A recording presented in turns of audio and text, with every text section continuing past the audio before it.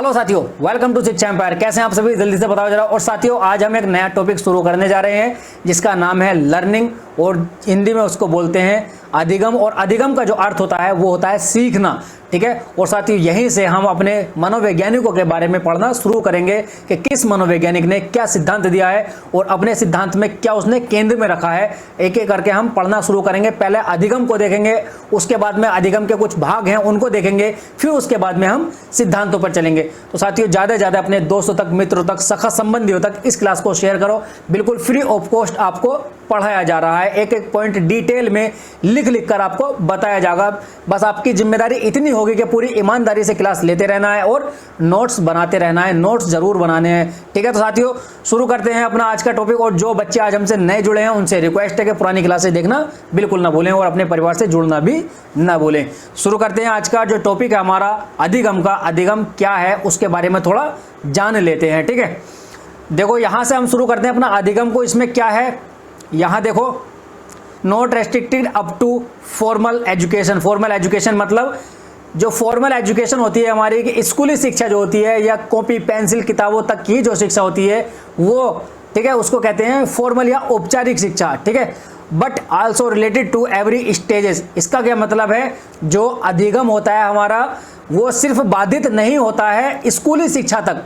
अधिगम हमारा स्कूली शिक्षा तक बाधित नहीं होता है, बल्कि ये सारी स्टेजेस यानी कि सारी अवस्थाओं से संबंधित होता है, ठीक है। कहते हैं ना कि यार हम स्कूल में पढ़ रहे हैं तो ये सीख रहे हैं, बच्चा ये सीखता है, बच्चा वो सीखता है। सिर्फ बच्चा ही नहीं सीखता है, हाँ, शुरू होता है शैशवावस्था से सीखना शुरू होता है और मृत्यु तक कुछ ना कुछ सीखता रहता है। किशोर अवस्था, बाल्य अवस्था, प्रौढ़ अवस्था, युवा अवस्था, हर अवस्था में, वृद्ध अवस्था तक भी सीखता ही रहता है। बच्चा बचपन में सीखना शुरू करता है और मृत्यु तक सीखता ही रहता है। कुछ ना कुछ वो अपने जिंदगी में सीखता ही रहता है। तो इसलिए ये यहाँ कहा गया है, not restricted up to formal education but also related to every stages, ठीक है, ये इसमें कहा गया है, ठीक। तो आगे चलते हैं, आगे देखते हैं। अधिगम जो होता है ना हमारा, अधिगम जो होता है वो किसी भी चीज को सीखना। अधिगम का मतलब होता है सीखना। और जब हम सीखते हैं तो 3 स्टेप हमें फॉलो करने पड़ रहे हैं। 3 स्टेप कौन कौन से होते हैं वो देखो। एक स्टेप होता है हमारा, यहां देखो, पहला स्टेप हमारा लर्न द कॉन्सेप्ट। कॉन्सेप्ट मतलब अवधारणाओं को सीखना, अवधारणाओं को सीखना, ठीक है। दूसरा है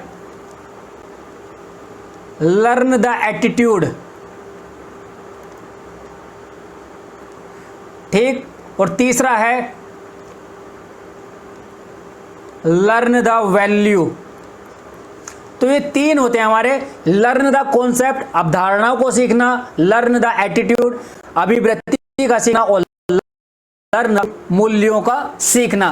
तो इसमें क्या है, ये जो 3 स्टेप दिए हैं किसी भी चीज को सीखने के लिए, या हम कोई काम सीखना शुरू करते हैं। साथ ही जब हम काम सीखना शुरू करते हैं, कोई भी काम है, पढ़ना सीखना शुरू करते हैं या काम को सीखना शुरू करते हैं, तो पहले हमें इन चीजों से निकलना होता है, इन स्टेप को फॉलो करना होता है। सबसे पहले क्या है, अवधारणा को सीखना, ठीक है, यानी कि कॉन्सेप्ट को सीखना। जब हम कोई काम सीखना शुरू करते हैं तो पहले उस काम के बारे में या उसका कॉन्सेप्ट हमें पता होना चाहिए, ठीक है। उसका कॉन्सेप्ट हम सीखते हैं। जैसे कि मैथ अगर हम सीख रहे हैं, मैथ का कोई चैप्टर अगर हम सीख रहे हैं, तो सबसे पहले उस चैप्टर से रिलेटेड जो कॉन्सेप्ट होता है उसको हम सीखते हैं। उस कॉन्सेप्ट को सीखने के बाद में हम पूरा चैप्टर उसी कॉन्सेप्ट पे कर लेते हैं, सारे सवाल उसी कॉन्सेप्ट पे कर लेते हैं। और उसके बाद में क्या है, लर्न द एटीट्यूड या अभिवृत्ति का सीखना, ठीक है। और सीखते कब है, जब उस कॉन्सेप्ट को अच्छी तरह से अप्लाई करना हम सीख जाते हैं। तो अप्लाई कब करेंगे, जब हम उस चीज को अपने एटीट्यूड में लेकर आएंगे, ठीक है। उस कॉन्सेप्ट को अपने एटीट्यूड में लेकर आना, ठीक है। लर्न द एटीट्यूड यानी कि अभिवृत्ति का सीखना। उसके बाद में मूल्यों का सीखना या लर्न द वैल्यू। तो इसमें क्या है, मूल्यों मतलब सही गलत की पहचान। अभी क्या है, हमने कॉन्सेप्ट सीख लिया, कॉन्सेप्ट सीखने के बाद में उसको अपने एटीट्यूड में या व्यवहार में हम लेकर आए, और उसके बाद में हमें यह देखना है कि क्या सही है क्या गलत है। वहां सही गलत की पहचान करना है, सही गलत के बारे में सीखना है। इन तीनों स्टेप को फॉलो करने के बाद ही हमारे व्यवहार में स्थायी परिवर्तन आता है, परमानेंट चेंज आता है, ठीक है। तो एक चीज और है, और परमानेंट चेंज क्या आता है, परमानेंट चेंज हमारा अधिगम होता है। जब हमारे व्यवहार में किसी भी चीज को लेकर के परमानेंट या स्थायी परिवर्तन आ जाता है तो उसको कहते हैं हम अधिगम, ठीक है। और इसी को उसी को विकास भी कहा जाता है। और आगे देखते हैं, देखो ये सब हो गया ना, उसके बाद में क्या है, अब यहाँ से हम परिभाषाएं देखेंगे, परिभाषाएं, ठीक है, परिभाषाएं, यहाँ से आप परिभाषाएं देखनी शुरू करेंगे। परिभाषाएं देखते हैं, अब देखो परिभाषाएं लगाता हूँ। देखो यहाँ है, क्या है, व्हाट इज लर्निंग या अधिगम क्या होता है। तो यहाँ है व्हाट इज लर्निंग या अधिगम क्या होता है। तो अधिगम के बारे में यहाँ कुछ लिखा हुआ है, देखो अधिगम एक ऐसी मानसिक प्रक्रिया है जिसके द्वारा व्यक्ति परिपक्वता की ओर बढ़ते हुए अनुभवों का लाभ उठाते हुए अपने व्यवहार में परिवर्तन तथा परिमार्जन करता है। अब ये क्या है, देखो अधिगम जो है, जो भी हम सीखते हैं वो क्या, सबसे पहली चीज क्या है, वो एक मानसिक प्रक्रिया है, यानी कि हमारा जब मानसिक संतुलन सही होगा तभी हम कोई चीज सीख सकते हैं। अगर मानसिक संतुलन हमारा नहीं है तो कोई भी चीज हम नहीं सीख सकते। उसमें यही कहा गया है कि अधिगम एक मानसिक प्रक्रिया है और परिपक्वता की ओर, जिसके द्वारा, मानसिक प्रक्रिया तो है, और जिसके द्वारा, यानी कि मानसिक प्रक्रिया के द्वारा व्यक्ति परिपक्वता की ओर बढ़ते हुए, परिपक्वता की ओर जब बढ़ता है, ठीक है, बच्चा छोटा जैसे जैसे परिपक्वता की ओर बढ़ता है और तथा बढ़ते हुए तथा अपने अनुभवों, परिपक्वता की ओर बढ़ते हुए और साथ में जो उसके अनुभव हैं उसका लाभ उठाते हुए अपने व्यवहार में परिवर्तन तथा परिमार्जन करता है। ठीक है, learning is related permanent change in behaviour that occurs as result of experience. ठीक है, अनुभवों का ही रिजल्ट होता है। ठीक, तो ये अधिगम के बारे में कुछ कहा गया है, कुछ बातें इसके अधिगम के बारे में बताई गई हैं। अब देखते हैं कि किस मनोवैज्ञानिक ने क्या परिभाषा दी है, क्या अपने विचार रखे हैं, एक एक करके देखेंगे हम। ठीक है, अब यहाँ देखो परिभाषाएं हैं, कुछ परिभाषाएं दी हैं, अलग अलग मनोवैज्ञानिकों ने दी हैं, जैसे कि क्रो एंड क्रो हैं, गिलफोर्ड और गेट्स व अन्य, वुडवर्थ, इन सभी ने कुछ परिभाषाएं दी हैं, उनके बारे में अभी हम देखें। देखो यहाँ कुछ लिखा हुआ है, जैसे इनके जो विचार हैं, इन्होंने अपने अपने विचारों के अनुसार कुछ विचार बताए हैं कि अधिगम को क्या कहना चाहिए, क्यों अधिगम को यह कहना चाहिए। तो जैसे कि क्रो एंड क्रो हैं, यहाँ देखो जैसे कि क्रो एंड क्रो हैं, इन्होंने अपने विचार रखे हैं कि व्यवहार में आदतें, ज्ञान, कौशल को अर्जित करना अधिगम होता है।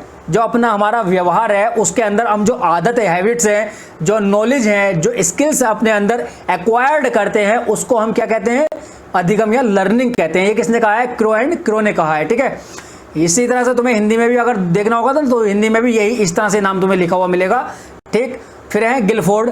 अब गिलफोर्ड क्या कहते हैं, गिलफोर्ड कहते हैं कि व्यवहार के कारण व्यवहार में परिवर्तन ही अधिगम है। व्यवहार के कारण या अनुभव के कारण, कहीं कहीं तुम्हें व्यवहार के कारण मिलेगा, कहीं कहीं अनुभव के कारण मिलेगा। तो अनुभव के कारण व्यवहार में जो हमारा अनुभव है उसके कारण व्यवहार में हमारे क्या क्या परिवर्तन आते हैं, उसी को अधिगम कहते हैं। ये किसने कहा है, गिलफोर्ड ने कहा है।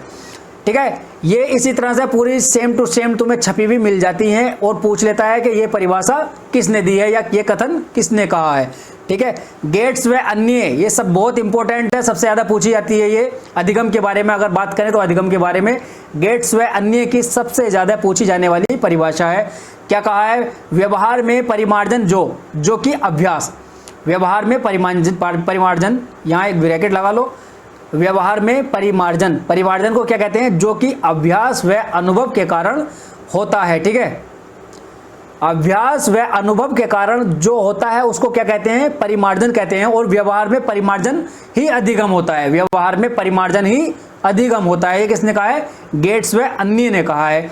और वुडवर्थ साहब क्या कहते हैं, वुडवर्थ साहब, ये भी इंपॉर्टेंट है कि नवीन ज्ञान, जो हमारा नया नया ज्ञान जुड़ता है, जैसे कि हम कोई चीज़ सीख रहे हैं उसमें नई चीज़ जुड़ देगी, कोई चीज़ हम सीख रहे हैं तो हमारे नॉलेज में वो चीज़ नहीं जुड़ेगी, तो इसको कहते हैं नवीन ज्ञान, यानी कि न्यू नॉलेज। एंड अभ्यास या प्रैक्टिस को प्राप्त करने की प्रक्रिया ही क्या है, अधिगम है।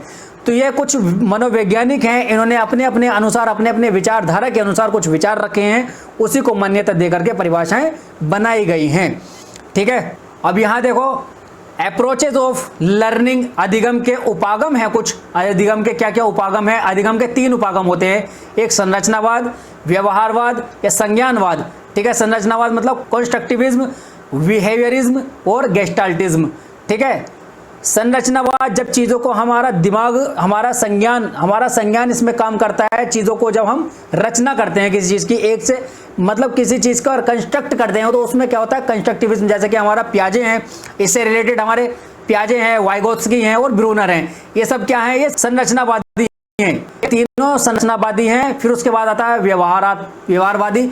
तो व्यवहारवादी कौन कौन से? वाटसन है, थॉर्नडाइक है, पेवलोव, स्किनर, ये सब क्या है? ये है हमारे व्यवहारवादी। जब मतलब जो मनोवैज्ञानिक, जिस मनोवैज्ञानिक ने अपना सिद्धांत व्यवहार को लेकर के सीखने का जो केंद्र बताया, वो व्यवहार बताया कि व्यवहार में हमारे जो परिवर्तन आते हैं वो अधिगम होता है। और संरचनावाद वालों ने क्या कहा है कि हम जब सोच से, बोध से, समझ से हम किसी चीज का नई खोज करते हैं या नया उसको निर्माण करते हैं या कंस्ट्रक्ट करते हैं किसी चीज को, तो वो क्या है? वो अधिगम होता है। और संज्ञान, यहां आता है संज्ञान वाला। संज्ञानवाद मत लिखो, इसको लिखो गेस्टाल्टवाद। ठीक है,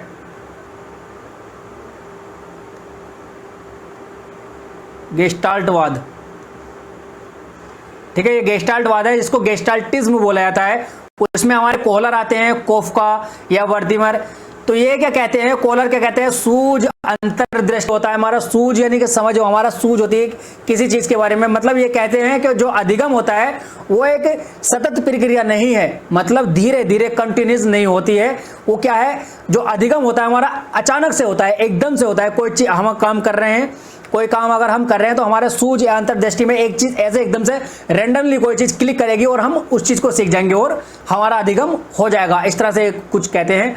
और व्यवहार वाले क्या कहते हैं कि धीरे धीरे धीरे धीरे व्यवहार में परिवर्तन करना ही अधिगम होता है। और संरचनावाद वाले इसको संज्ञानवाद भी बोला जाता है, इसको संज्ञानवाद बोला जाता है। ठीक है, यहां गलत लिख दिया था। तो संरचनावाद वाले क्या कहते हैं कि चीजों को निर्माण करना या कंस्ट्रक्ट करना उसको, तो वो क्या होता है? अधिगम होता है। ठीक है, तो ये कुछ मनोवैज्ञानिक थे, इन्होंने अपने अपने तरीके से अपने अपने कुछ रखे हैं। इनको कैटेगरी में डिवाइड किया गया है, जिसको अप्रोचेस कहा गया है। तो इसमें 3 अप्रोचेस हैं, गेस्टाल्टिज्म, ठीक है, व्यवहारिज्म और कंस्ट्रक्टिज्म। तो इसमें 3 है। तीनों में कौन कौन से मनोवैज्ञानिक आते हैं हमारे, वो अलग अलग देख लिए हमने। और इसके बाद में हम शुरू करेंगे अपना, क्या शुरू करेंगे? Transfer of learning. Transfer of learning, ठीक है, ट्रांसफर ऑफ लर्निंग हम अगले सेशन में पढ़ेंगे। आज का सेशन हम यहीं तक रखते हैं। ठीक है, और क्लास कैसी लगी लाइक शेयर सब्सक्राइब जरूर करना। क्लास कैसी लगी कमेंट करके जरूर बताना। ठीक है, और अपने साथियों को ज़्यादा से ज़्यादा जोड़ो। देखो क्या है, नया चैनल है, नया स्टार्ट है, कमजोर छोटा सा चैनल है और कंटेंट तुम्हें ज़्यादा दिया जाएगा। छोटा चैनल भले है लेकिन कंटेंट में छोटा ही नहीं करेंगे, कंटेंट हमेशा तुम्हें बड़ा देने की कोशिश करेंगे। तो ज़्यादा से ज़्यादा अपने दोस्तों तक, मित्रों तक, सखा संबंधियों तक, सभी के पास तक इस क्लास को शेयर करो। ठीक है, तो मिलते हैं अगले सेशन में। तब तक के लिए हंसते रहें, मुस्कुराते रहें, अपना और अपनों का बहुत सारा ख्याल रखें। धन्यवाद, टेक केयर, बाय, जय हिंद।